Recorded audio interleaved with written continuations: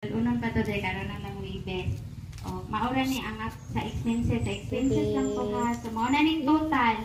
Ara dire representation ning total og 1,435, ang atong kuryente 104. So ang sa likod nga building ning total tanan og 6,938 pesos.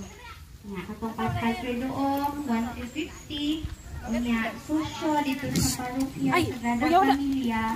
Kani gisik ko ano? Para man sa fiesta ginang na. Sige, pa sa iluaw na dugay. Kato lang. Maraming salamat. Pamoy laing pangutan na to. So, pasensya bita po kayo mo nga gani ang bidesisyon dyan po nga tagaan lang dyan allowance ang atong mga batanon. Kay, para madasig po ba? Kaya ganyan din, nagulat yung po nga alas 12 na ito gabi, mga 12 Tubi. Treasurer. Tubi. Tubi.